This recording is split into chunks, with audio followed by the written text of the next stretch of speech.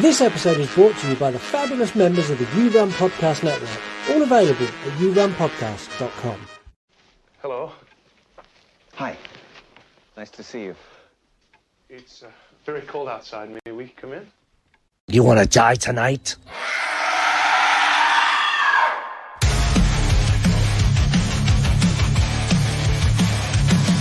The dad jokes you tell sets the scene.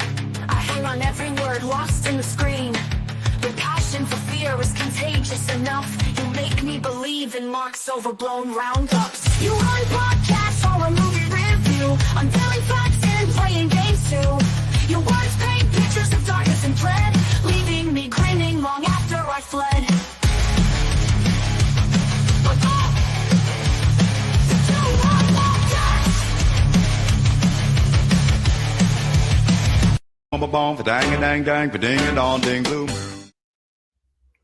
That's it. That's all we get. Moon. Fabulous. You can carry it on. Because if I go with any more You than saw me standing alone. any more than that, and 100% this episode will get striked. Hello and welcome to the You Run Podcast Horror Movie Review, the show where you pick the movies every single week. My name is Scott. My name is Marc. And each and every Monday, we bring you a brand new episode covering the best and worst in the world of horror. We are lucky enough to have regular listeners. But for those of you who are new, firstly, thank you for joining us. Secondly, we'll be bringing you a review today, but we're going to give you a brief synopsis first. Then we're going to dive into all the stuff that we liked, all the stuff that we didn't, which I don't think will be much on this episode. Nope. We're going to be sharing some movie facts. We've got some interactive features. We have a game. We're going to check our voicemails and some comments before we give you roundups on our all-important scores. If you want to be part of future episodes picking the movies that we review, go and follow us at You Run Podcast on Instagram. And if you want to get a voicemail on the air, send an audio DM on X or Instagram or record a TikTok and tag us in it. Anyway, today we have a cautionary tale for Americans holidaying here in the UK, especially if you are as clueless and stupid as David and Jack. Listen to the advice given by locals.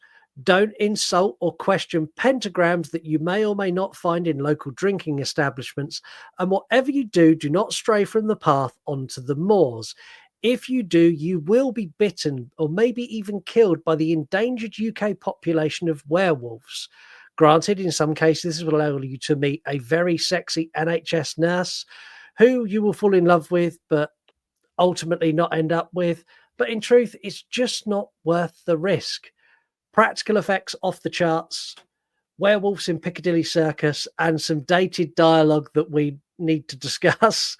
Today we look at the 1981 An American Werewolf in London. Before we go any further, are you wearing a turtleneck? No, this is... Explain to me, because from here, we're in peak summer, and it looks to me like you're wearing a turtleneck, and I have questions. No, so this is a hoodie that if I pull the front bit up, it covers my... So basically, when I put it on and I pull the hood up, I look like a ninja. Right. Oh, well, that's cool. Yeah. From a standpoint here, it looks like you're wearing a turtleneck in summer. Well, I'm not. I'm wearing a hoodie that just has a bit that covers my A face if I turtleneck. need it to. A hoodie with a turtleneck.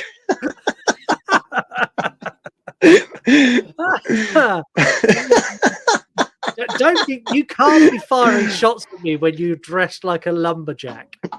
I'm not firing shots. I was just curious. What's more amazing is this is our second episode into the evening, and I've only just noticed you wearing a turtleneck. And I only noticed you're wearing a lumberjack shirt at the same time, so it's fine. Man, I wear a lumberjack shirt every week. This is my outfit. This is my get-up. If you open my wardrobe, it's just checkered shirts. I should be an American. I should be. I feel like at heart I am. Have you got a wardrobe like Homer Simpson? You open it up, it's just exactly the same stuff, but lots of it. But yeah, just lots of it and different variations of colour. That is pretty much it. I've hit that point in my life where I don't do fashion now. I've picked a lane and I've stuck with it. Yeah, I'm still trying to dabble in. I still haven't found. No, I know what my flow is. but I still occasionally like to try something new, and I'll put something on Lisa and be like, no, where did you get that? Borrowing clothes from the Ninja Mutant Turtles, probably not one of them, mate. I'd maybe reconsider that hoodie. Back to the movie. I'm amazed. I'm amazed it's taken this long to get this film on the show. Like, this has been polled loads of times, and I can't believe it's not won until now. It was the same with the Lost Boys, though. That did a round for about a year in polls every month before it finally got on the show. This has been going. I would say we've had this pop up. How long are we going now? 3 years. I would say this has been up, but I would say this has been in at least 10, 20 polls. And every time it got put in it, I was like, "There's guaranteed to win." Yeah, and every time it loses. I watched this as a kid, and I'm going to say now, this watch that I watched today is my second ever viewing of this film. I really enjoyed it when I watched it as a kid, but it didn't have like that slasher gore stuff that I wanted when I was like 14, 15. But coming back to this as an adult, I had such a good time with this. Yeah, and I'm similar to you, really. I've seen this movie multiple times, but it's only really been this watch where I've followed the story and been invested in it. Usually I'm just dipping in and out of the moments that are vital, like the transformation scenes and the tube station scene later on. But to actually follow it plot by plot, there's a lot here that I've never really taken much note of, and it was a fucking cool experience for me, man, this time around. It was for me as well. The one thing I will gripe about the opening is the entirety of Blue Moon over, like, I love the English countryside, but I do not need the entire song of Blue Moon while we get shots of the countryside. Like, I was just like, I didn't hate it. I didn't hate it, man. I didn't hate it. I'm a Yorkshire man. Do you know what I mean? It's like, it's a homeland for me. I have an anthem now. It was great. We meet David and we meet Jack. I like both of these guys, and they're walking along, and they're obviously they're hiking, not hiking. They're traveling the world, so they're backpacking. And they're backpacking across the UK, and they get dropped off in the sheep van, which cool, happy with that. And they're walking along. There is some dialogue here that I want to talk about. I only want to touch on it because I don't think it's meant how it comes across. But he's like, "Oh yeah, I've got this girl back home, and when I get back home, like, she's going to sleep with me. Like, she's just not going to have a choice." And I was like, "Oh, I think she does have a choice." But the current Me Too movement that we're in, I don't think this would fly today. There's a couple of bits in the movie that do it. And every time they've done it, I sort of went, "Oh, that would not get past a certification board today." Even David later on in the film, he's very grabby. I understand that it's his animal instincts coming through, but I'm like, you probably shouldn't do that. You definitely shouldn't be doing that. And don't get me wrong, I understand, like, the nurse. Well, we'll talk about the nurse when we get there. Yes. They arrive at the slaughtered lamb, and it's so on the nose, like the werewolf on the sign. He's like, "Where's the lamb?" It's like, don't worry about it. It's England. They do things different here. And it's like, then a lack of knowledge of the UK makes me chuckle in this opening bit. And when they open the door to the pub, I don't know if it's like it in the States, but in this country, if you walk into a local pub and you open the door, this is not exaggerated. This is exactly what happened. Exactly. I'm a Yorkshire man. I live in this sort of vicinity of where this movie takes place, and this is exactly how it is. Don't get me wrong, there's pubs that are a lot more free-flowing and more welcoming and stuff like that, but if there's like a tiny little pub, such as the Slaughtered Lamb, that has regulars who go in there day in, day out, they clock onto work, they finish work, they go straight to the pub, that is their life. If you even dared to step foot in there as somebody who wasn't a regular, immediately all eyes are on you. Yeah, and I experienced this when I come up to visit you. So I can't remember what pub it was, but I walked in first, and as I walked in, the whole pub turned and stopped, and then you walked in, everyone was like, "Hi, Mark," And you're like, oh, this is my friend. And as soon as you said, like, I was your friend, everyone just put their head back down and carried on what they were doing. I was like, wow. It's wild, man. It's wild. It's wild. It really is. And again, I lived in like a small town. So like for me, this is just normal for me. And I just I laughed. It is exaggerated. It is exaggerated in terms of the strong Yorkshire accent. I don't know whether this is something that's just adapted over time. I know the accent from Yorkshire used to be incredibly thick like that. I don't know. I don't hear it. I don't know. People must listen to this show and be like, what is that guy saying 9 times out of 10? I remember when I first came on as a guest, as a co-host on this show, we got some stick, man, and I got some comments and stuff that I was like, oh, that's not very nice regarding my accent. And I remember, if you go back probably to like the first couple of months of me being here, I used to try and cover it up quite a lot. I used to try and cover it quite but I used to try and cover it quite massively and try and sort of, and that was one of the biggest problems I had. I remember back in the early days of the show, I used to really stumble my words a lot. And it wasn't because I was nervous or because I couldn't speak. It was because I was thinking about my accent and trying to dumb down it to in a way to make people feel more comfortable listening to me coming onto the show. I mean, now I don't give a shit. It is what it is. You either like it or you hate it. But it's like back in the day, I remember being like, oh shit, man, like people are actually picking up on this and leaving comments about it. I feel really bad. And I remember when we were getting the messages, and the messages were literally along the lines of this. English, motherfucker, do you speak it? Yeah, and I don't know whether people have just become accustomed to it now and understand it more. I don't hear it. I don't hear it at all. I don't. Like, no, you won't now because we speak every day.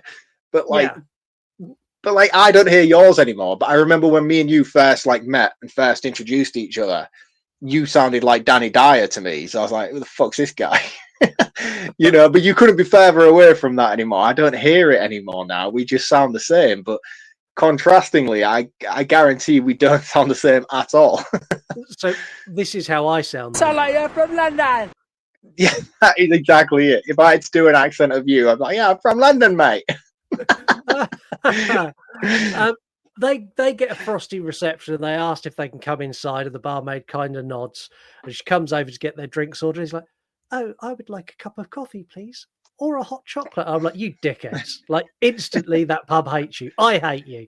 Why are you not ordering a beer? And she's like, we have real ales or spirits, or I could make you some tea. He's like, you've got tea? She's like, no, but I'll make you some tea if you want some tea. And they're like, we'll have some tea, please. It's like, no, that's the wrong answer. Yes, get a pint of Guinness and shut the fuck up. Exactly that. And like they kind of like, it's really awkward to start with, but then they make a couple of like comments about the Alamo, and this gets a conversation going, and there is an incredibly racist joke that I won't repeat, but this is another time where I was like, ooh, hint upon it because I need to refresh my memory. I can't remember what it was now. They're telling the joke about when they're on the plane and like the plane's too the heavy. Alamo joke. They throw all the stuff out, and then it gets the American, and he throws something out. Yeah. Come on, if you're racist and you know it, clap your hands. What the fuck, bro? Like, but again, like these are the sort of jokes that were told in pubs around that time. This is not something that is done with any malicious intent. So I kind of accept it for what it is. It's a product of the time this movie was made. Jack, what is Jack's problem?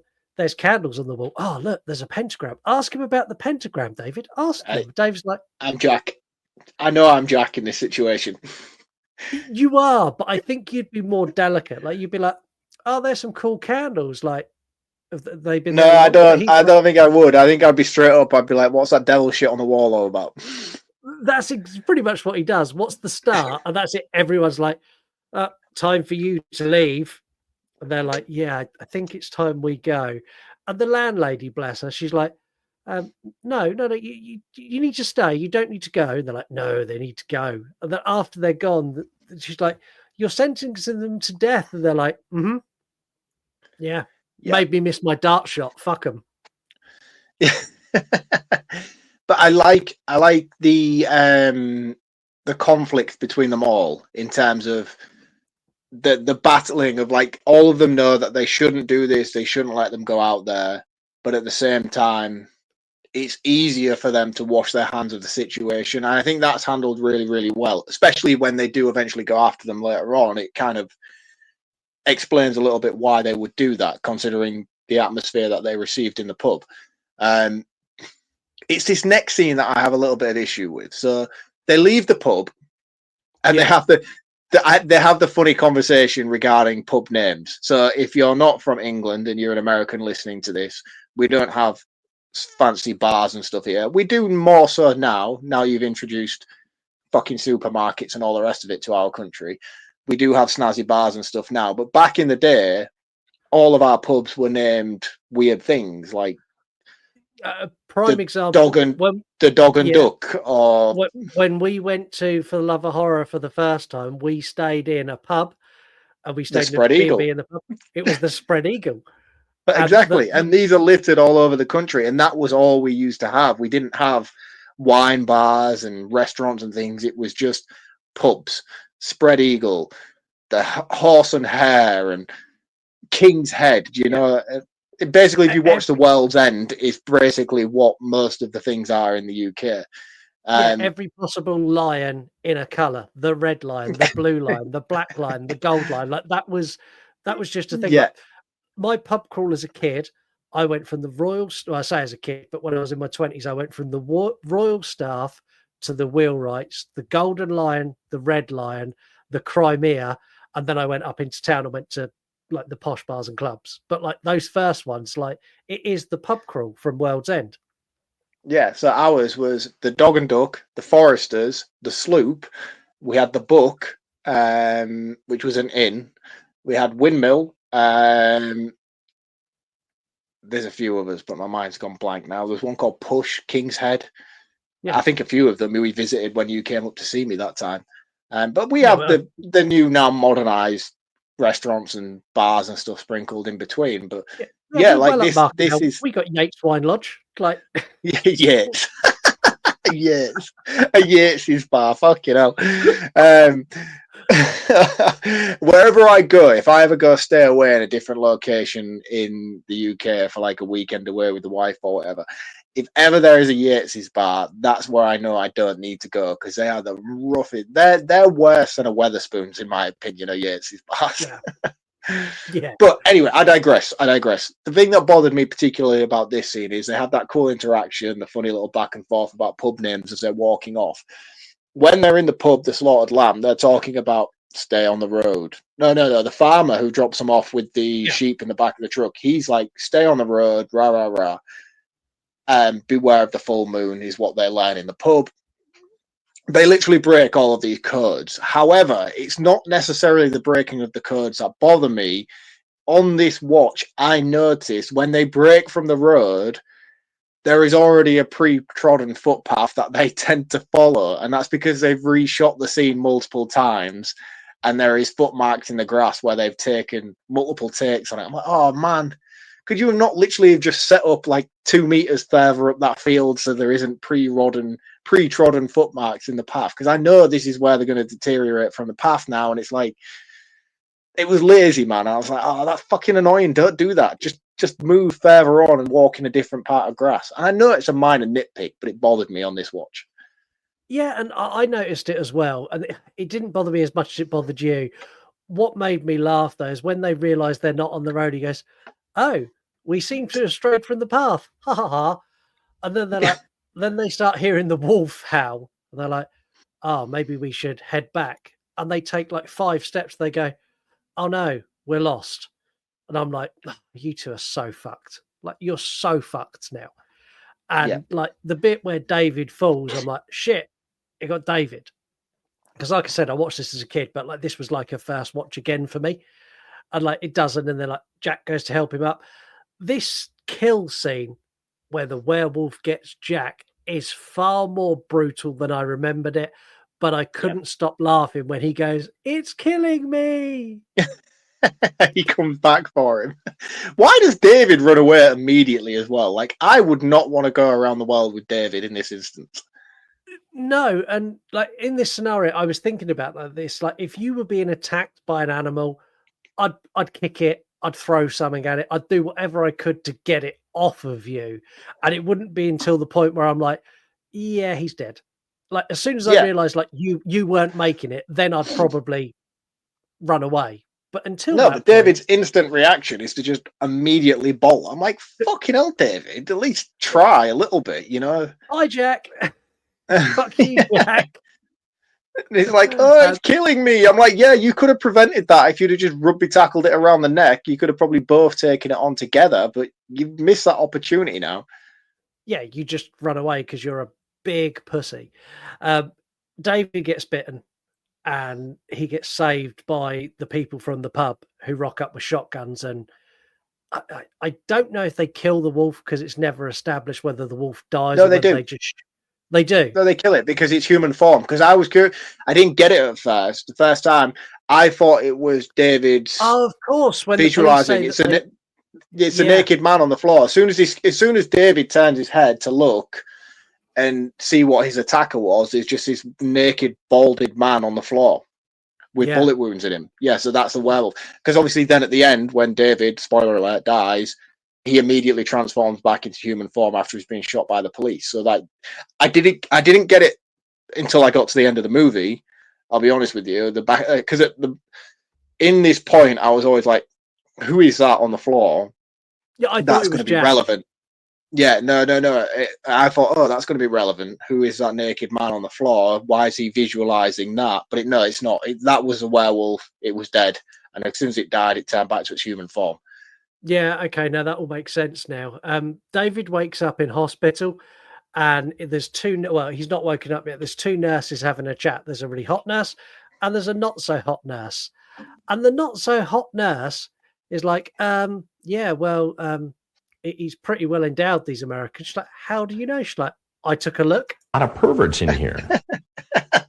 But that's the thing, man. They do, don't they? Yeah, they do. Like, it's part of a medical check when you go into hospital that they check certain things, but she's not done it in a medical way. She's like, I had a look at his cock. His cock's magnificent. I loved it. And like, I do want to talk about the nurse. Like, the nurse in this just. I just died on your arms tonight. Yep, Nurse Alex. We've spoken about Nurse Alex on an episode before, and I can't remember what film it is we've spoken about her before. It was the episode where I was like, that's the woman from the Railway Children, which I watched when I was a kid. And I can't remember what film it was we talked about now. I feel like I want to say like Child's Play 2, and it was like the stepmom or something like that who adopts Andy. I might be massively wrong. But it's the same woman. It's the same woman that we spoke about previously. She's very, very beautiful, man. Very beautiful. And not just beautiful, but her characters were written in a way that you just find her attractive. She's nice. She's friendly. She's always smiling. And she throws herself at him. It's the ease of the kill. Oh, God, she is so forward. It's like the doctor visits, and we start getting these visions that David's having where he's seeing things from a POV, like he's running through the woods. We also get the US ambassador, who is Griffin Dunn, who is the voice. Do you know who he voices first? Kermit the Frog. It's Kermit the Frog, but also... There now. My eyes get weak in the dim light. How'd you do Miss Piggy as well? Yeah. He's a dick in this movie, by the way. He is. I don't understand why he's there, because he doesn't really serve a purpose for the movie. He's like, oh, yes, I'm from the US consulate. I've spoken to the police and told them you'll be talking with them. All right. Yeah, he also says we've contacted your parents and let them know you're okay. Because he's been knocked out for 3 weeks by this point. But yeah, I don't get, and he's really like to the doctor. He's like, "Oh, these kids, they don't appreciate anything these days." Yeah, like David's freaking out. terrible. Like David's freaking out. Like his friend has just been told his friend died, and he's like, oh, and he's panicking. He's like, pull yourself together, man. What's wrong with you? Like, I know, he's such an awkward dickhead in this moment. And I'm like, what are you even doing, dude? And even the doctor himself is like, you probably need to leave right now. Yeah, I quite like the doctor. The doctor's very much how doctors used to be in the UK. Yeah. Like if you went to a doctor in the late 80s, early 90s, they're very much, oh, yes, well, this has happened and you'll be fine. We're going to discharge you in a couple of days. Thank you very much. And leaves. Like he's that doctor. I like the fact where he's like, yes, it was a lunatic attacked you. And David's like, it wasn't. It was a wolf. Yeah. If it was me and I'd been unconscious for 3 weeks, I don't think I would believe my own memory. If I was told I was attacked by a lunatic and they had shot and killed that lunatic, I think I'd have just gone, okay, yeah, my memory. And especially with his last visual being of the weird naked man on the floor, you would think that would be his plausibility get out. Do you know what I mean? Like he'd be waking up thinking the naked man that everybody shot down, not the wolf that I thought I saw in the darkness. Exactly that. And the police in this don't serve a purpose either. So we get the two cops, the old cop and the young cop. Like they're funny. Like when they're in the doctor's office and they're knocking shit over and the young cop keeps interrupting, I was chuckling. But they don't serve a purpose for the entire movie. They come back right at the end, but you could remove them and this movie wouldn't change. No. And that's one thing I wanted to question you about, actually, is this is categorized as a horror comedy, which I don't quite see. I know there's like moments of humor and there's suggestive scenes of comedy, but it's not a horror comedy by any stretch, in my opinion. It's a horror, like out and out, flat out horror with the occasional bit that makes you laugh. It's definitely not a horror comedy. Barring the out of world level zombie attack that we get at a certain point in the movie, like to me, everything is pretty much. We're going to get there because I've got fucking questions about Nazi werewolves. So apart from that, everything else in the movie is pretty grounded, barring a few humorous lines here and there and a few little quips, you know. But like nothing's ever really ha ha ha, this is a horror comedy, you know. I wouldn't be like, oh, we need to watch this movie, it's like a horror comedy, it's really, really funny with horror elements in it, you know. Like to me, when you justify a horror comedy, it's a comedy first.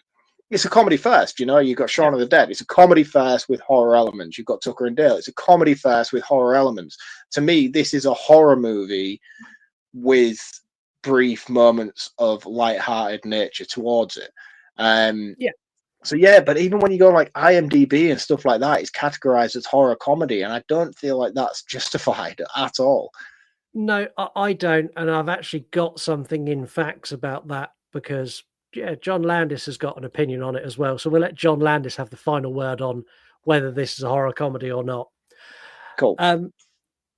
Nurse Price, or Alex, is the best nurse ever.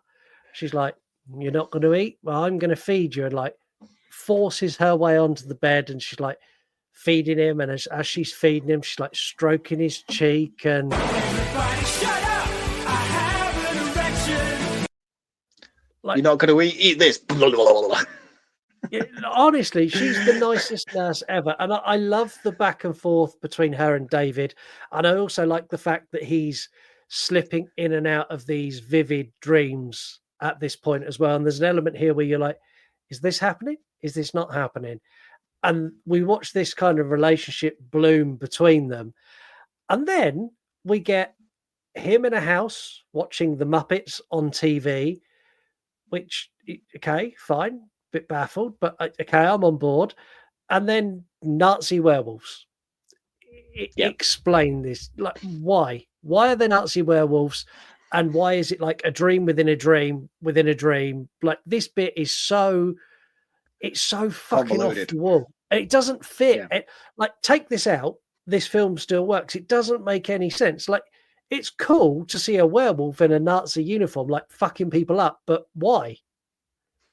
Yeah, no, Rob Zombie did it better, in my opinion. But in terms of what this actually represents in the film, I don't think it's necessarily sort of justified, in my opinion. As cool as the scene is, I like the scene. I think it's great. I like the practical effects used within it. I like the costume design, and I like the merciless attack that it takes while it's killing all the people within this scene. But I mean, for me, it's just there's no justification towards why it's there or why he's necessarily visualizing these certain things. Like, again, dream sequences and all the rest of it. Yes, I get it. I have some fucking trippy, mad dreams. You know, I love dreaming and I love having weird, trippy dreams and waking up questioning the reality of that dream. I have them all the time, and it's fucking fantastic.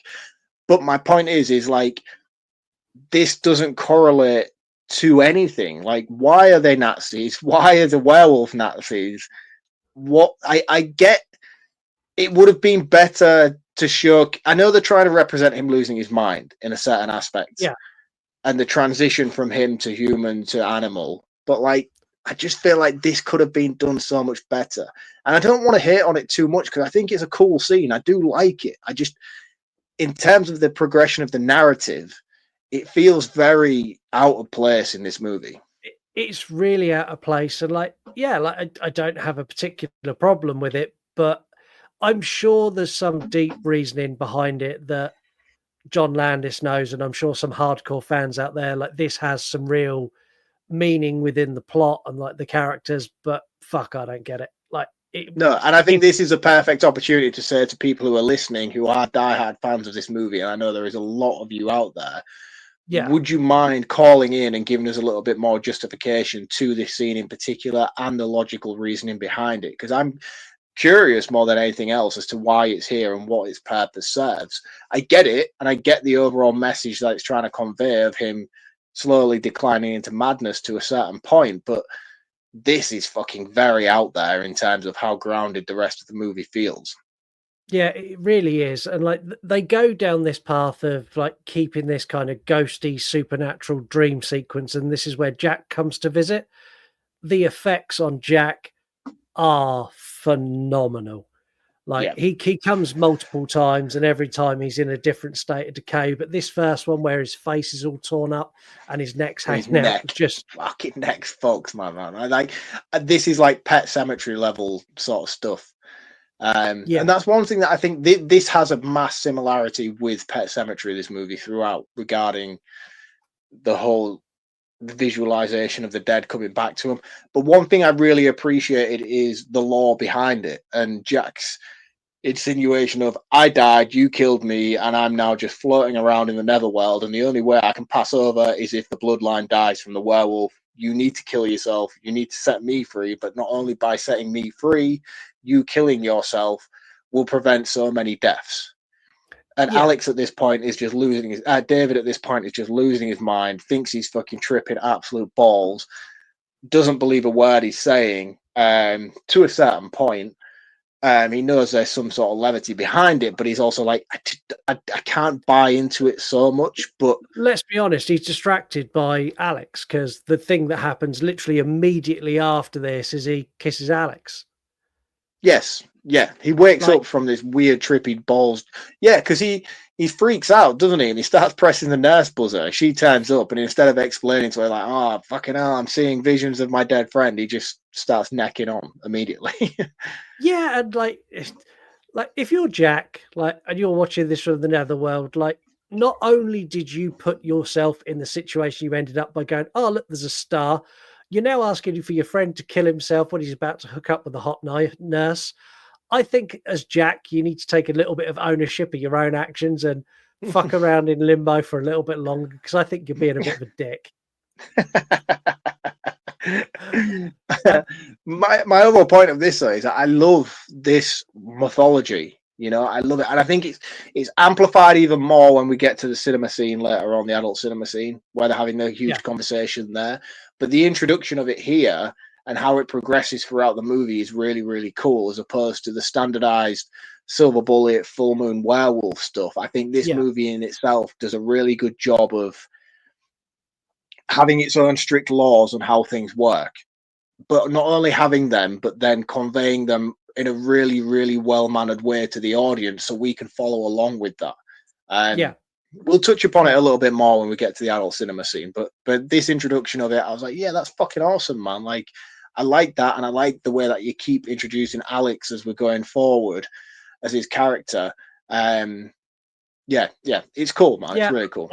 I like the lore in this because it's very simple and it's laid out in a way that you instantly understand it, and you're not at the end going, well, why did that happen? Why did that happen? Like, it's really laid out very much like Pet Sematary.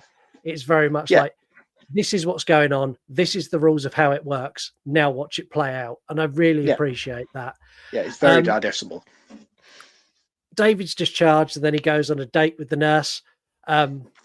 She was how do I say this politely? She was very, very easy. He goes back to her flat, and she's like, down to pound is what you mean to say. Yeah, this is the living room. This is the bathroom. This is my bedroom where the bed is. And then she's like, you're a very handsome man. Like, she couldn't have spelt it out any clearer if she tried. And this sex scene was far more graphic again than I remembered. I was like, oh, it's quite full on. Yeah. I mean, the nudity is quite excessive in this movie throughout, really. I mean, you get the entire adult cinema scene. Even when you get later on when David's in the zoo, I was like, oh, I didn't expect to see a penis here. Well, at the end of the day, like we said a couple of episodes ago, like, we're all for nudity if it makes sense, and we don't care if it's boobs or a cock or whatever. And in this movie, nice cock. I mean, in terms of cock appreciation, I'm not going down that road, but yeah, I get your point. Yeah, and like, this is the perfect example to say, look, it's not us just being pervy over boobs, because nudity in this movie works and it makes sense. Yeah, and because it's not like you're getting a Bruce Banner scene where he's got stretchy pants on. You know, he's a wolf. He's naked. So when he comes round, he's got to be naked. Yeah, and like, all of this works for me. And like, I really like the fact now that the doctor is starting to question stuff. And this is where, like, the doctor's like, do you know what?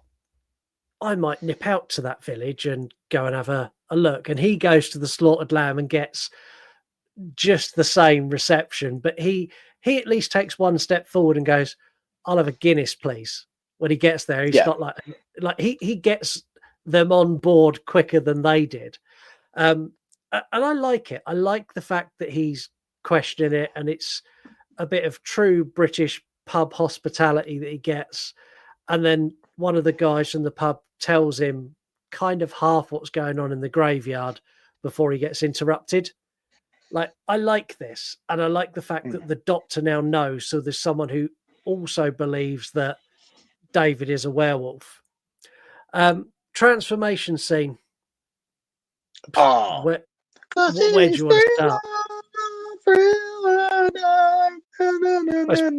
It's Blue Moon, but it's close. Yeah, but this was the inspiration for Michael Jackson's Thriller video, wasn't it? This was also, Michael Jackson was so enthralled by this that he brought the same practical effects team to the Thriller music video to make it. And John Landis directed it. Yeah. And like, this transformation scene is still now phenomenal. Oh, dude, I was expecting to go into this rewatch and be like, everyone talks about the night American Werewolf in London transformation scene and how fucking awesome it is. Well, I'm going to pull it apart. I was all prepared to do so and be like, this was shit, that was shit, that's dated. Dude, I didn't have a single fucking moment where I was like, that looked bad. It looked fucking awesome, man. It looked so good. And I was like, that is the best werewolf transformation scene I've ever seen. And I've seen Dog Soldiers, by the way, which Dog Soldiers is fucking great. But this was fucking epic. It was so good and so well done. And like, I looked into how much effort went into making it. So it took 6 months of prep and storyboarding and practical effects work to get ready to shoot it. It was 7 full days of shooting, 10 hours a day of makeup on, 6 to 7 hours of shooting, and 3 hours to take the makeup off for an entire week. Like the amount of effort that went into create that, it still shows now because it holds up better than any other transformation ever done. It does indeed, man. It's one of the most iconic pieces of cinema, is this transformation scene in itself. And I think it looks fantastic, and I still think it looks fantastic today. I have no fucking problems with this whatsoever. I have slight problems with the wolf itself. Yeah, I do, but they're good at not going straight to the wolf. So we get a couple of kills where we get a couple in the park. A homeless guy gets it too. And we get the guy at the tube station as well. But I love that all of this is done from the POV of the wolf. So they're protecting what the wolf looks like. And all of those kills, you don't see a lot. But I think that only adds to, like, I want to see what it fucking looks like. Like, especially the guy on the subway.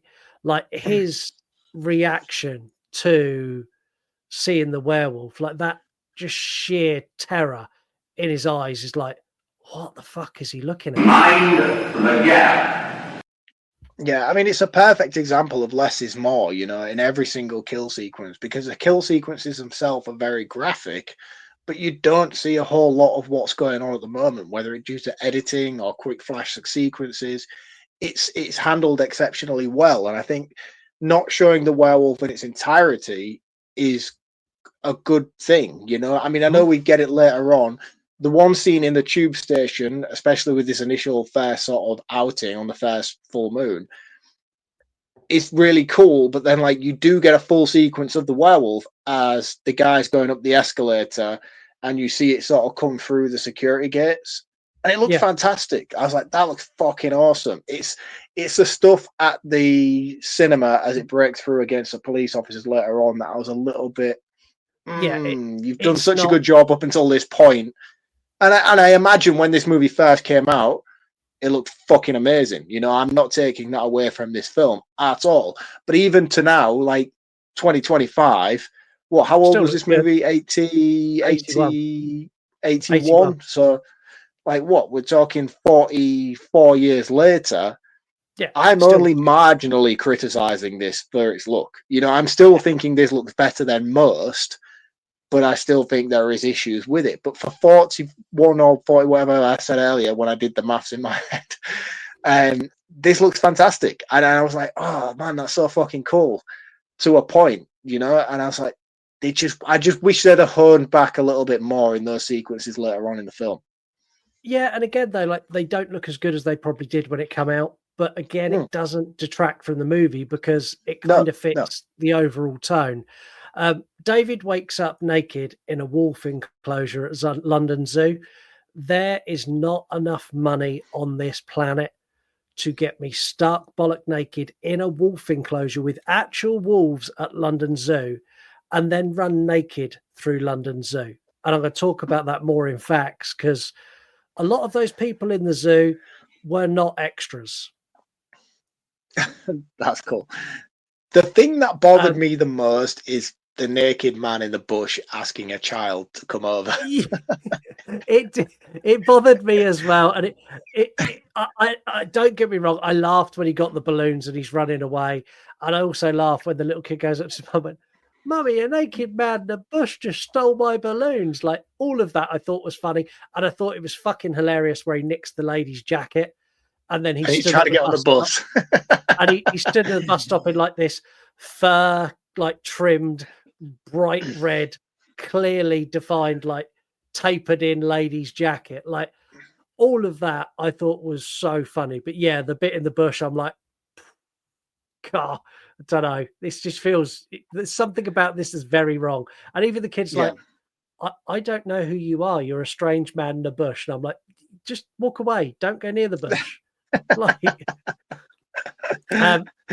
he gets back to Alex's flat and he's like claiming to have lost his mind. And this is where the doctor calls Alex and basically goes, "You need to bring David here because I think we can help him. But I've been to the village and I pretty much think he's a fucking werewolf." And they get in the cab. Did you recognize the taxi driver? Yes, but it's the guy from Tusk. No, I don't know if it's Bricktop from Snatch. Yeah, it's Bricktop from Snatch. He's a guy from Tusk, is he not? I don't know if he is. Yeah. No, he's not. He's not the guy from Tusk. No. He's not. But they have a very similar look. Yes, it's Bricktop from Snatch, but I know him from Cockneys versus Zombies. Yeah. So when they got in the cab, and as soon as he spoke, I was like, I sat on the sofa and went, "Have you heard of the word nemesis?" Yeah. But speaking of cool fucking unforeseen cameos, did you see Rick Mayall in the pub at the beginning, the Slaughtered Lamb? Yes. Rick Mayall from Bottom. I was like, oh, that's cool. But for the American audience, it's Rick Mayall from Drop Dead Fred. But for here in the UK, it's Rick Mayall from Drop Dead from Bottom.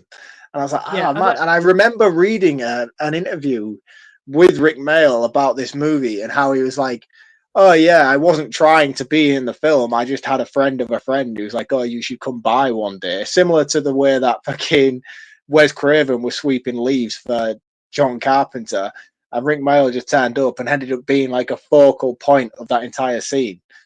Yeah. Which is awesome. There's so many cast members in this that you recognize and you're like, I fucking know him. And it's like, these are all people like the guy who plays Bricktop in Snatch in this cab. When he done this, he was just an extra probably on 50 quid. Yeah. For his in the movie. And then he's gone on to have a great career. And like things like that, I'm like, this is really cool.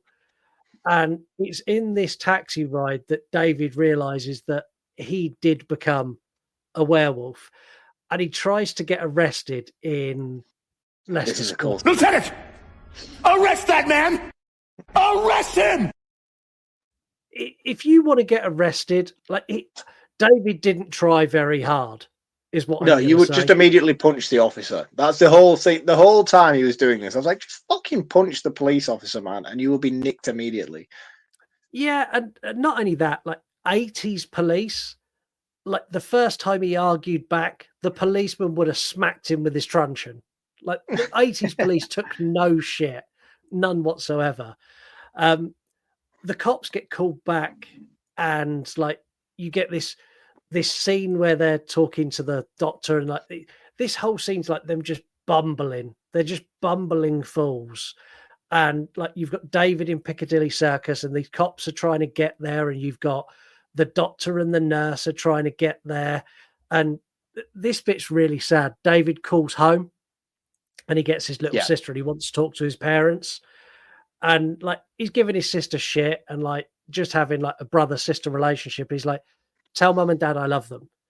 And she's like, oh, what do you mean, you dickhead? He's like, no, just please make sure you tell them I love them. And I was like, oh, this is really sad. And it's the only point in the movie where I went, oh, this is dark, because he knows where this ends. Like he's already resigned himself to how this concludes now.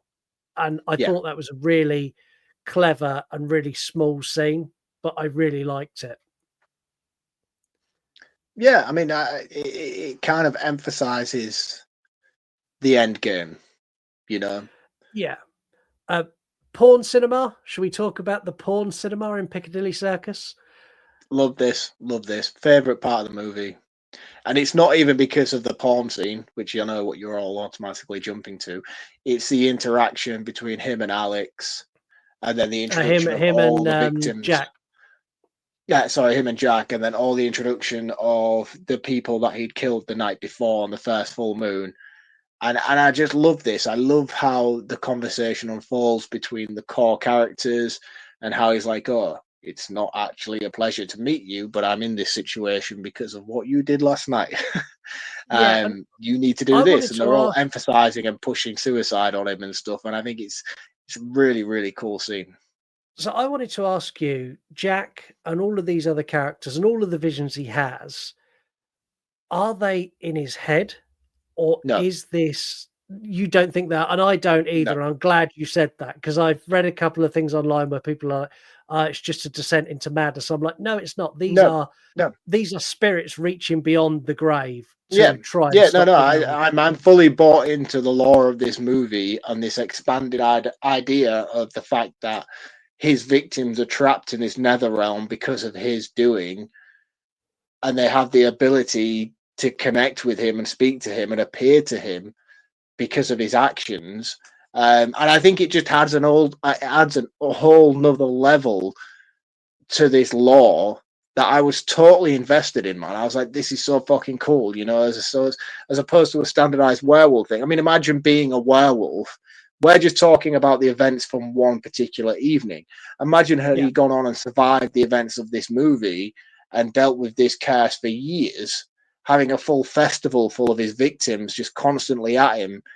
You've done this, you've done that, you've caused this is it, you need to end this, but not wanting to end your own life, but still having to deal with 30 days of constant belittling and torturous conversations with your victims from it. I was like, this is fucking cool, man. This is such an intriguing element to the story that I've never seen introduced before. And again, I've seen this movie fucking 20, 30 times when I was growing up, but this occasion I really paid attention and honed in on these elements for this particular reason. And I was like, that's fucking epic, man. Like, that is such a cool introduction to the lore that really resonated and amplified the torment within David as a character for me, that I was like, this is fucking cool, man.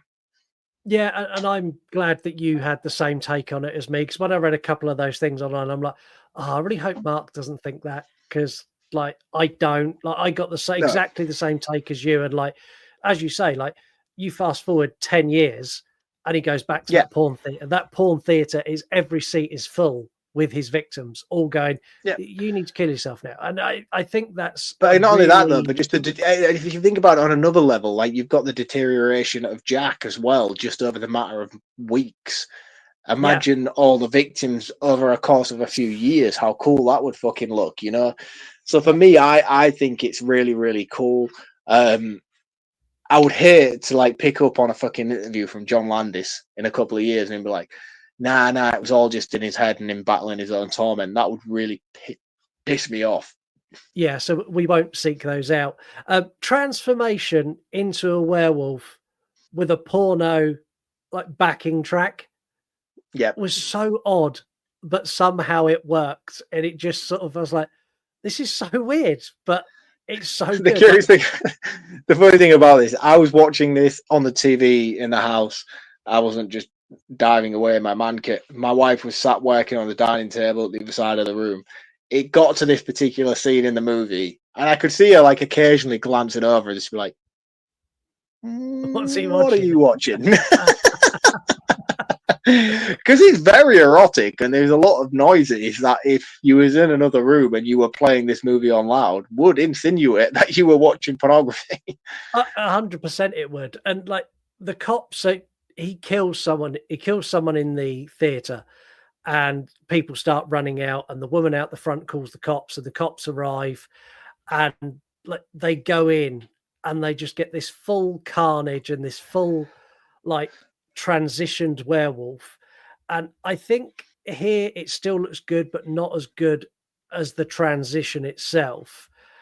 And I'm going to say that when it bursts out, like it decapitates a person, which is cool. That was cool. Like that was cool. Take someone's head off. But the moment where it gets out into the street, because it is a practical effect, it doesn't move naturally enough, and it doesn't move quick enough for me to believe that it is a werewolf. But it's still as a practical effect, it looks fucking awesome.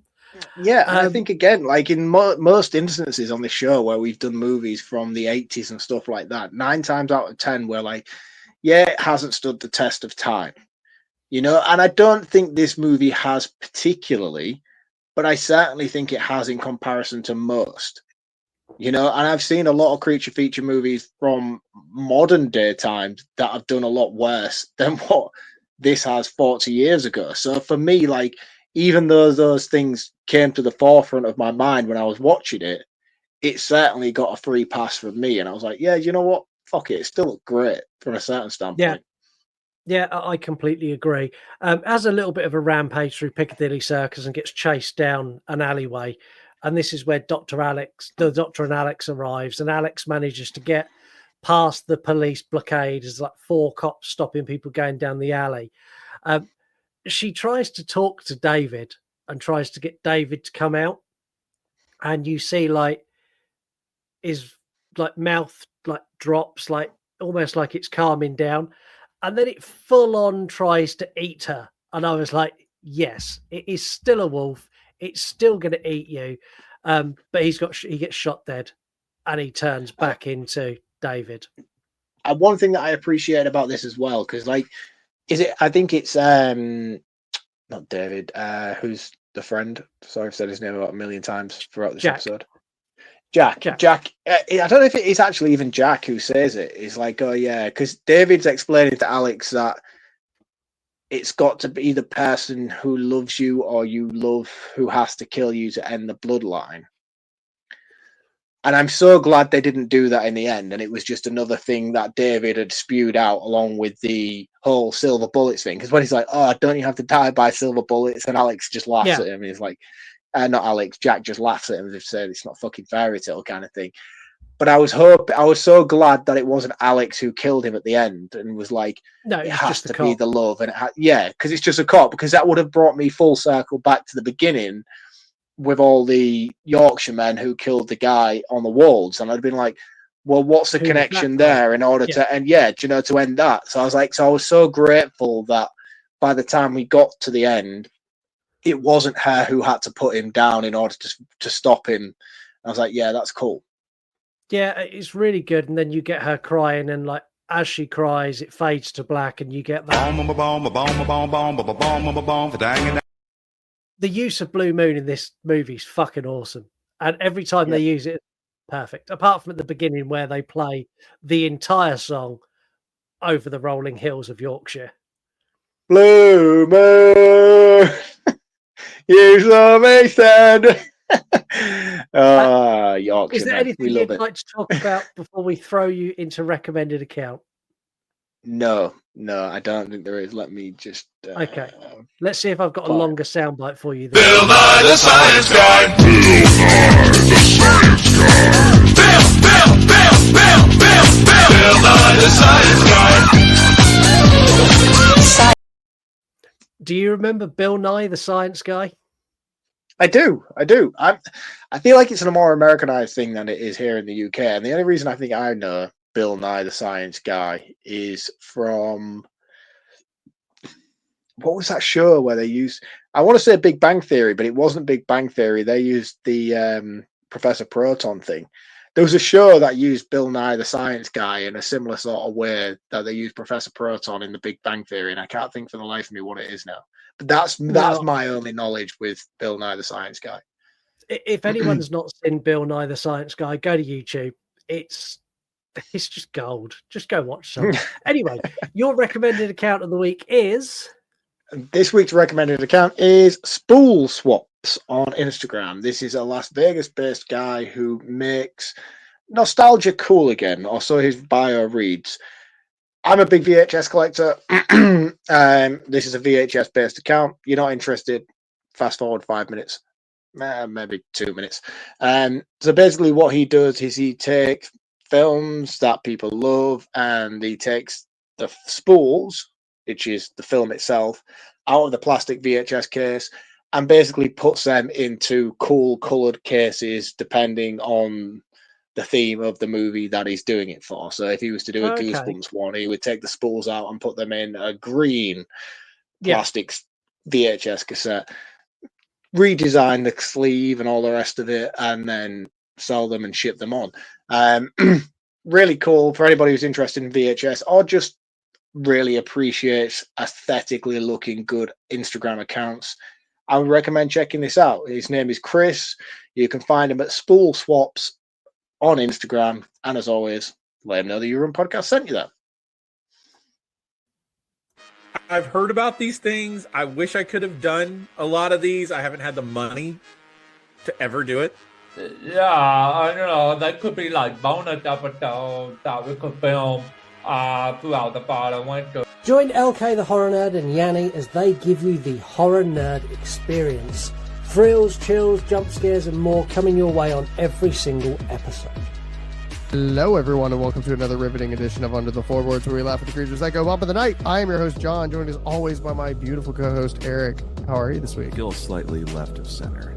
Well, why not join John and Eric as they bring you continuous laughter as they look at the creatures that go bump in the night, chased by a creep, hunted by Nazis, or descending into the darkness of the inferno. They're going to bring you all of that and more. These fabulous shows and many more are all available at yourunpodcast.com, your home of entertainment. Be sure to check out Marc's recommended account of the week. And yes, I have had a costume change in the commercial break because I was getting hot. I hope that's not because I was taking the mick, mate. I didn't mean to offend you in your turtleneck. You've upset the turtleneck now. The turtleneck's gone. I've just burnt it in the garden. It's already there. It's on air. It's on air. We've already established it. It's not. It's in history now. You can't just have a costume change and expect it to go away. It's gone now. It never happened. Never happened. I'm gonna edit this episode so it's just my head. Also, be sure to go to yourunpodcast.com. Check out all the members of the You Run Podcast Network. There is literally something for everyone in our list of shows that are part of our network. On our website, you'll also find links to all of our socials. You'll also find our shop where we have 12 brand new designs awaiting you. We've really tried to put shirts out that people want to wear, and I'm going to keep banging on about it so you go and have a look, because I'm pretty sure if you're a horror fan, you look through the site, there will be an $18 shirt or an £18 shirt, or it's 18 wherever it is in the world you need to buy it. It costs you 18 of that currency, and there is one that will suit you or a friend that you will want. So go and buy a t-shirt. If you're not in a position to help us financially, that's fine. I understand. Fucking times are tough. Shopping is expensive. Things you can do completely free. Follow us on social media. We're at You Run Podcast everywhere. Also, if you're on Instagram, you'll find Marc at Reviews from the Crypt, where he reviews movies, funnily enough, or VHS from the Crypt, where he showcases an impressive collection of defunct technology that you can't find anywhere for love nor money. Take that from someone who's trying to build a collection of VHS, who currently has 3. I'll sort you out, brother. I've got a box full of spares. I'm not trying to go. I don't want to go massively overboard, but I do want to get a little collection. I'm reviewing my DVD collection on TikTok and Instagram at the moment. I'm literally just picking one out each day and going, let's review this. And I'm eventually going to get through that. So I want to have some VHS to go into. At the moment, Lisa's going to be so pissed next week when you've got like a fucking shipping container of spare VHS to turn up at your door. So at the moment, I've got I've got Natural Born Killers, 7, and The Crow, and I've got the original Star Wars box set. But that's it. Oh yeah, you're in your Star Wars, fucking Star Wars, man. There's only one trilogy, and we all know it. Yeah, and also, like my trilogy, they fucked your trilogy by adding prequels that were not required. I don't hate mine as much as I hate yours. Also, you can leave us a review on Apple or Spotify. Leave a comment on YouTube. These also help us grow. Just by leaving a comment, that pushes us further and people see more. Finally, don't forget you can get involved in the show by sending us an email, yourunpodcast@gmail.com, or a voicemail by sending an audio DM on X or Instagram. Or you can make a post on TikTok, tag us, and we'll drop that into the episode as well. So there's loads of things you can do for free. And also, seriously, go and buy some of our merch because it's fucking fire and we would like the money. Let's do some facts. So Britt Baker claimed to have been disappointed by the amount of time. So Britt Baker's one of the effects people. He was really annoyed at, the face transformation? So that shot of the face transformation is a 7-second scene, and it took him months, like literally months and months of work to get that to where it was. And he was pissed off that John Landis used 7 seconds of the footage until he sat down and watched the finished film. And he actually applauded John Landis, because when he watched it in that test screening during that face transformation, the audience applauded the film. And he went to John Landis afterwards and was like, thank you. Yeah, but excuse me. Yeah, but in the same breath, I feel like during that transformation scene, that is one of the fastest. Do you know in like a lot of movies where you get bad transformation scenes where they do that 1 minute? There's that like I think it's an Indian wolf man where it's like they like poo and then he's got hair, and then poo and then he's got another hair. I've seen the reel on Instagram a million times over. The face transformation scene feels a little bit like that, considering the build-up of all the rest of it with the hand stretching, the nails coming out, his back stretching up. That's all very progressively done. But then when it gets to the face, I do feel like it is one shot, edited away, one shot, edited away, one shot, edited away. And I would have liked to have seen a slightly smoother transition in that. And again, it doesn't look bad. Don't get me wrong. It doesn't look bad. It's digestible. It looks fantastic. But I think had it had more of a stop motion animation feel to it, where there was quicker edits of progression, it would have felt like a smoother transition. So I get why the makeup artist was pissed by it. Yeah. But yeah, I do feel like that is one particular scene of. It was almost like the werewolf transformation scene got to a certain point where it was like, right, we need to finish this now. And it's when it's focusing upon the face, and I feel like that's where it lets it down slightly. It's not bad by any stretch of the imagination, but if they did have the month's worth of stock footage to use, it could have been transitioned smoother, in my opinion. Yeah, I don't know if I agree. I really like that transformation. I don't know. Yeah, well, I do, and I'm just nitpicking. I'm purely nitpicking. Yeah. Oh, on this film, that there's nothing you could really pick apart. It is nitpicking. Everything we're going to say that's negative is just nitpicking at this. David Norton, who plays David, he recalls the zoo scene, and he said like he done the shot in the wolf cage. That was a one and done. John Landis wanted another take, and he went, not a fucking chance, because apparently those wolves were all up in his business, and he was genuinely stark bollock naked in there with them. No protection, just a pack of wolves and him in there. And he was saying that they had until 9 o'clock to get the shots done. And just after 9, they started filming the scene where he's running through. And he turned around and said, he looked up at the director, who went, wow, we got so many extras over there. And the director replied, they're not extras. The zoo is now open. So he was running around at London Zoo naked while it was open. So at some point in 1980, when this was shot, there's a family walked into London Zoo with David Norton, like full on sprinting nude through the exhibits. It's awesome. So John Landis cast him because David was in the Dr. Pepper commercial. Now, Norton was actually fired by Dr. Pepper because of the nude scenes in this movie and didn't get to go back and do more adverts for Dr. Pepper. Oh, wow. I mean, to be honest, Dr. Pepper ads or American Werewolf in London. Exactly that. This was actually filmed in sequence. It was filmed in order, which we know it's not normally. Rare. Yeah. So John Landis reported that when he approved the high definition transfer of this to DVD in the mid 2000s, he had forgotten how gory it was and was actually trying to get them to make edits and cuts. He's like, oh, that's a bit too much. Can we take that? And they're like, nope. Because where he filmed it on like proper film, and it was quite grainy. So all of the effects, like they really overblow them. And then when they put it into digital format and re-enhance it, like all of those effects are like full on. And John Landis like, oh, maybe a little bit too much. The episode of The Muppets that's shown on the TV during the Nazi werewolf scene, lots of Americans assumed this was a fake episode, but it's not. It was an episode that was only aired here in the UK. And if you get to the credits or you go through the end credits, Miss Piggy and Kermit the Frog are credited in the movie titles. That's cool. Yeah. So all the people gathered around the porno theatre at the end when the animal bursts out.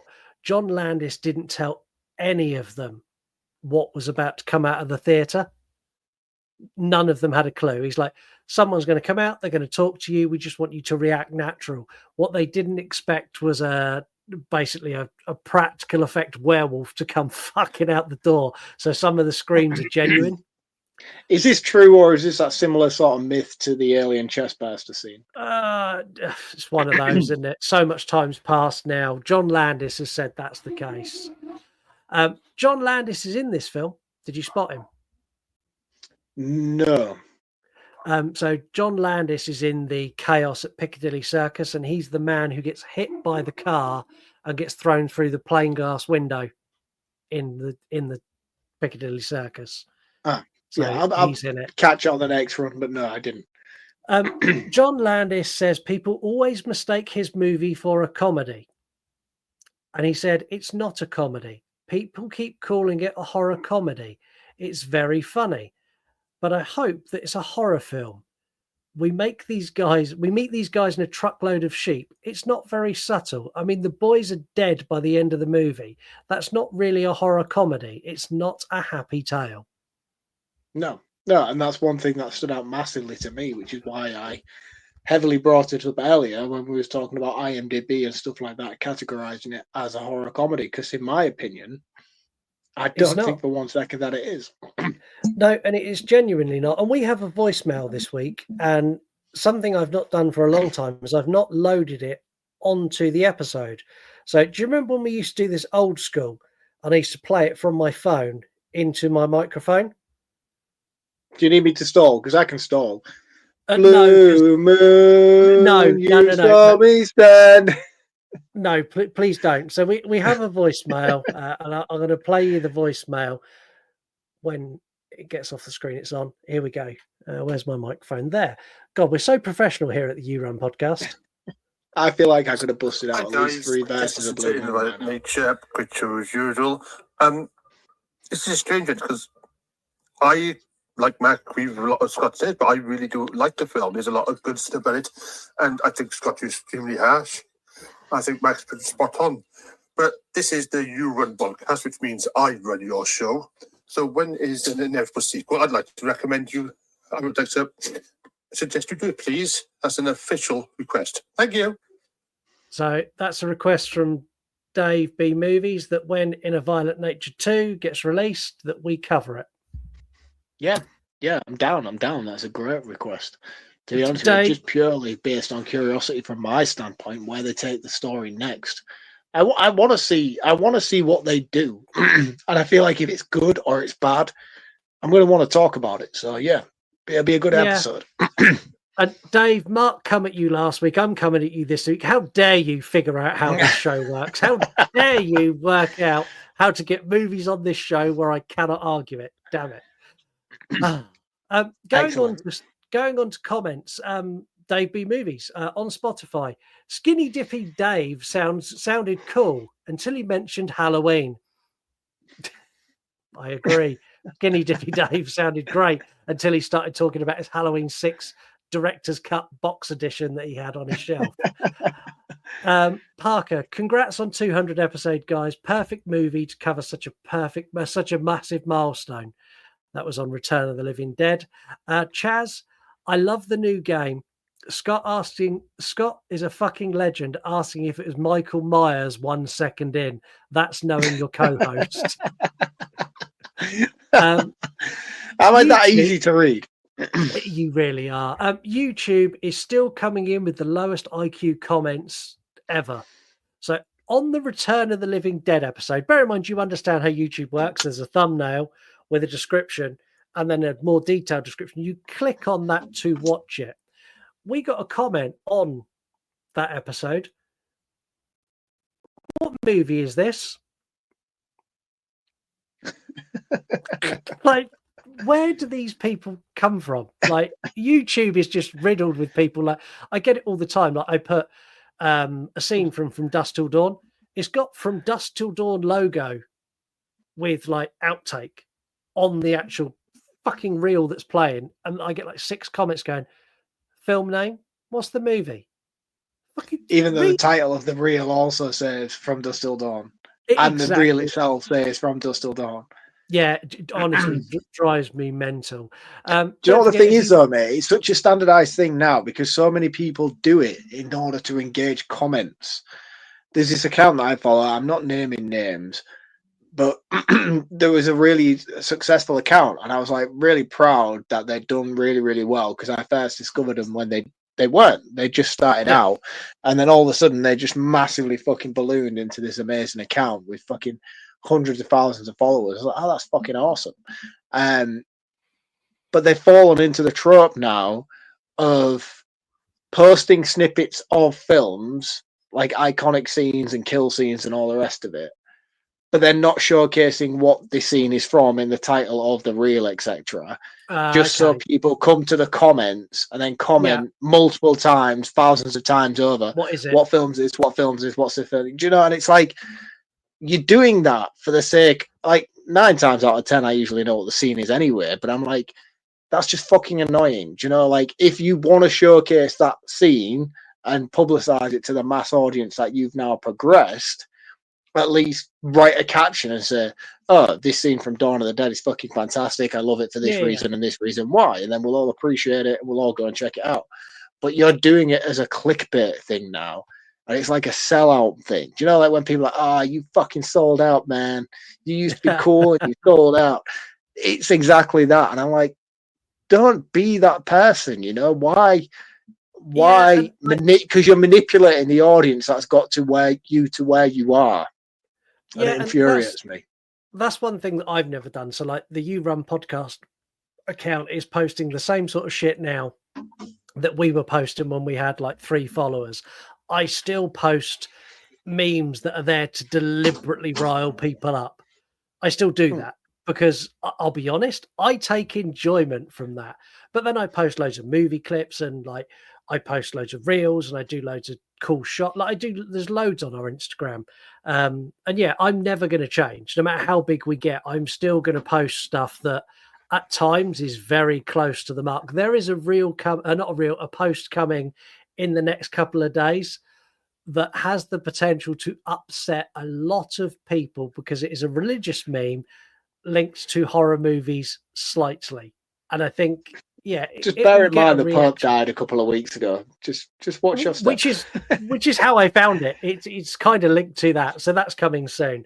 Don't forget, if you want to get your comments read on the air, leave a comment on Spotify, leave a comment on YouTube, and you'll probably get them read.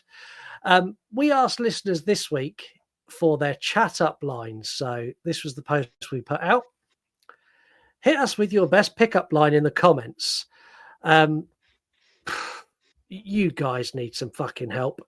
Like this feature was called Listeners Got Game. Listeners ain't got game. Listeners are not getting laid ever. Cinema poison. How much does a polar bear weigh? Enough to break the ice. Now that I like. They're a movie account. Imitation Dave. I heard you like Bad Boys. Well, I don't mean to brag, but I'm bad at everything. And then he put in brackets, yes, it's a miracle I'm not single. Yes, it is, Dave. Like, if that's that's how you landed your wife, like, you are a lucky man to have used that line. I can't see how that would have worked in any situation. Nightmare, who's a filmmaker and a writer, I'm going to give him his due. Like, this would probably work on a select group of people. No, that's not my phone number. That's my bank balance. Ooh, no. It's a very niche audience he's going for with that. I believe they're referred to as gold diggers, but there are some people that would work on. Dewey Pod Monster, like, come on, guys. Like, this does not work. I've got a podcast. Like, if you want to dry a woman up like the Sahara Desert, like, that's the line you start with. Yep, definitely. What we do here is not cool. It's cool for us and cool for our little. Yeah, we love it. We love it. Yeah. But we are 2 nerds in a room talking shit. Like, we're not cool people. I hope you understand that. I know you want to elevate us to rock star fame, and I'll ride the wave. You know, it's fucking fantastic. But we're not cool people deep down. We're really not, and I'm okay with that. Like, I'm cool with that. The only person who had any sort of, we'll use a term the kids use, had any sort of riz at all, was this girl. Like, Girl Loves Horror. And man, this chat up line I think would work on me. I'm sure it would work on Mark. You're like my pinky toe because I'm going to bang you on every piece of furniture in the house. Yep, sold. If I was out, do you know what? I'm an easy bag anyway. I'm going to be honest with you. Before I met my wife, I was not picky. But yeah. If that had come to me, I would have been thrilled by those remarks. I'll be honest with you. Yeah, and let's be honest, back in the day for you and me, if a girl spoke to us, we needed a minute because it was... Everybody shut up! I have an erection! No, I mean, I weren't that level. I talked to plenty of women and had altercations with plenty of women, but my point was, I didn't care. I wasn't choosy. I was down for the experience regardless. See, I think you were this when you were out. Sexy Mann, ich hab mehr Sex als eine Frau aushalten kann. Oh, mate, honestly, I was on the dance floor. I was a peacock. I was a fucking peacock on the dance floor. And reeling them in. And now how the mighty have fallen, man. Do you know what I mean? How the mighty have fallen indeed. You know, back in my prime, when I was a lad, during the war, man, they were fucking good times, I tell you. We have a game. We haven't done a visual game for a while. This one's kind of like, if you're listening, you still enjoy it. But if you're watching on YouTube or Spotify, this is going to be a lot more fun for you. This is a little werewolf quiz, and it's more visual than normal. I've got 10 werewolves that I'm going to show Mark, and all he needs to do is identify what movie the werewolf comes from. Yep. So how well, Mark, do you know your werewolves? Not very well at all. Oh, dear. Okay, well, this might be a shit feature. So here we go. Here's your first werewolf. And all you need to do is tell me the film that this werewolf is from. Dog Soldiers. That's correct. Well done. Kicking off strong. How about this one? Twilight. 2 for 2. The CGI give it away, I'll be honest. Swinging for the fences. How about this one? Van Helsing. For someone who doesn't know their werewolves, you're doing very well. That's 3 for 3. I was bluffing. Fucking yeah, it seems like it. How about this one? American Werewolf in London, which we've just done. It is. That's 4 for 4. Going to dig further back into the past now. How about that one? That is. Oh shit! I don't know the title of the movie. Teen Wolf. It's Teen Wolf. It is Teen Wolf. Michael J. Fox. Also, great werewolf transition in that as well. Not quite American Werewolf in London, but still cool. How about this one? Oh, that is Underworld. It is. Fucking hell. 6 for 6. You got 4 left, and you're flying through them. They get a little bit harder now. How about that one? Fuck. I feel like that's going to be like something absurd, like fucking strippers versus werewolves. That's my answer. It's not. It's Werewolves Within, which is a great horror comedy, and at some point we need to get it on the show. Oh, yes. To be honest with you, I started that, but it started off so slow that I kind of tuned out. But I've heard really, really good things about that movie. You need to give it 35, 40 minutes, and all of a sudden it takes a step, or about 12 steps up in gear, and you're like, fuck. Yeah, I didn't give it the time it deserved, to be honest with you. It was late on at night when I put it on, and I was kind of tuned out after like 20 minutes. I was like, no, not feeling this. But I have heard it's great. Definitely worth a watch. Another one that you definitely will have seen with another great transition in it. How about this one? Oh, you say that. I don't know that. I don't know that. See, that is Wolf with Jack Nicholson. I was going to say that, but I was holding out for that because I thought, that's no, that's not the one I'm holding out for. No, it's not. That's not the one I'm holding out for. Yeah, I haven't seen that one. That's the Michelle Pfeiffer one as well, isn't it? Yeah. Jack Nicholson. No, I've never seen Wolf, but I should. Jack Nicholson's great in it. The film's not great, but Jack Nicholson, it's Jack Nicholson. Two left. This one.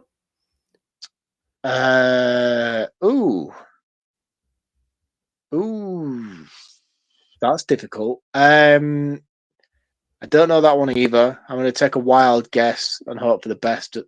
Creep Show? Is it in a Creep Show film?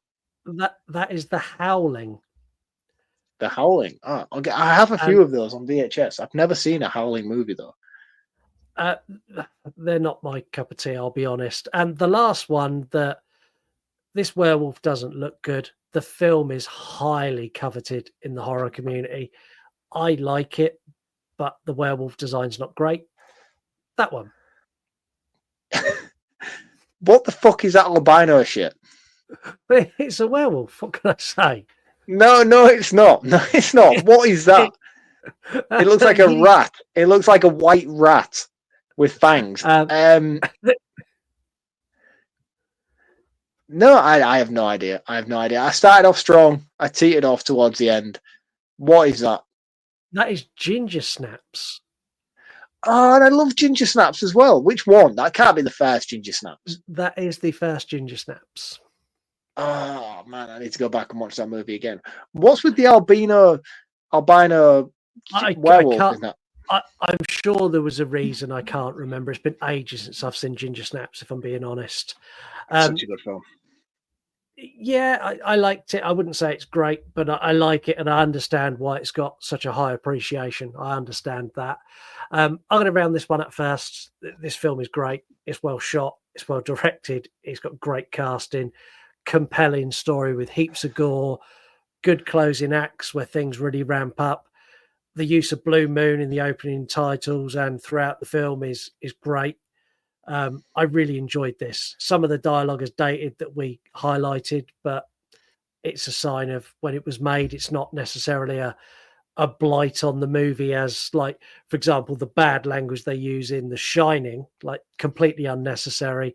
In this, it's not done for shock value. That was just how people spoke.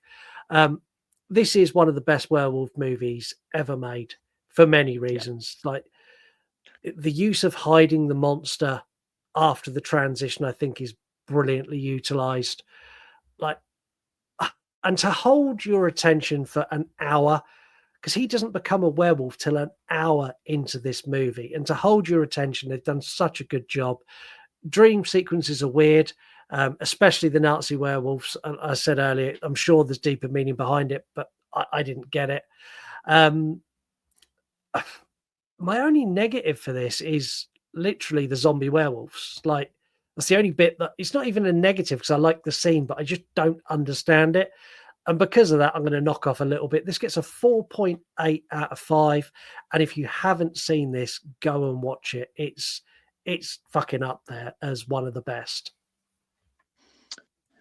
Solid score. I mean, for me, like, it's really hard to round up this movie going second, because all I would be doing would be repeating exactly what you've just said prior. So I'm just going to round this up with that's what she said. It was fucking perfect. I'll go with you. It's a 4.8 out of 5. I have the same issues you have with the zombie werewolf stuff.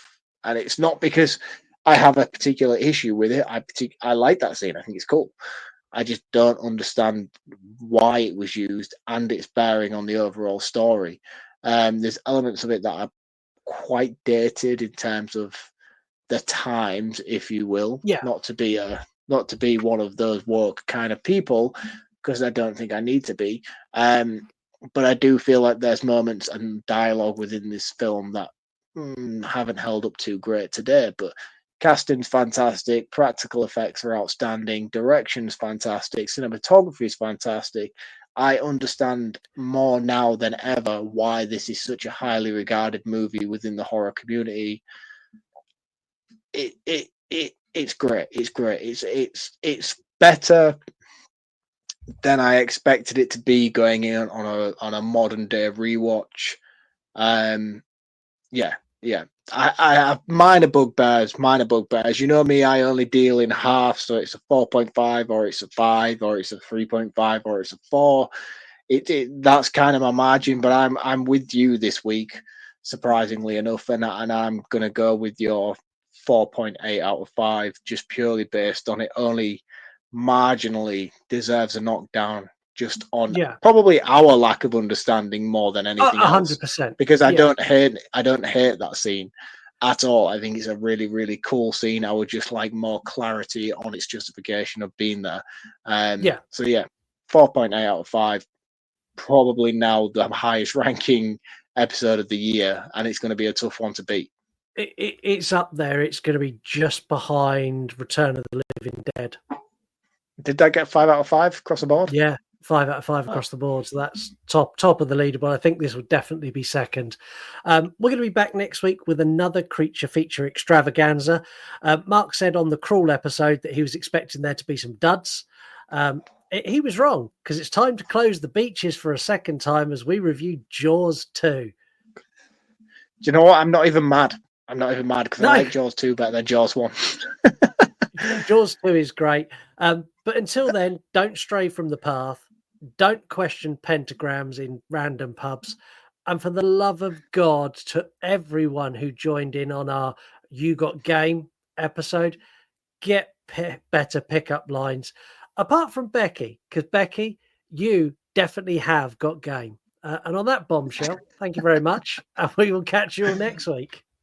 Cheers, guys. See you next week. You want to die tonight?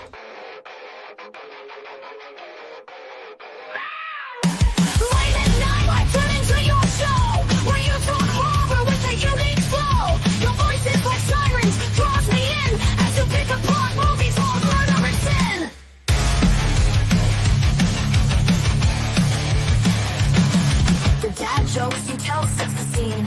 I hang on every word lost in the screen. Your passion for fear is contagious enough. You make me believe in Marc's overblown roundups. You run podcasts or a movie review, unveiling facts and playing games too. Your words paint pictures of darkness and dread, leaving me grinning long after I fled.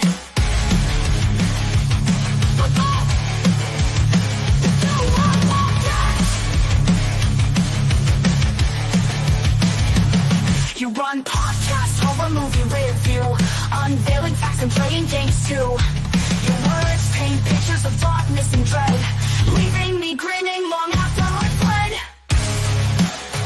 Thank you for taking us on this chilling ride, when nightmares roll free and comedy collide.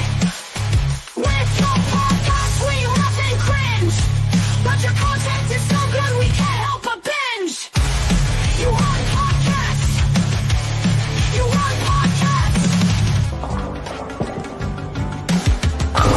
Nice cock. Perfect.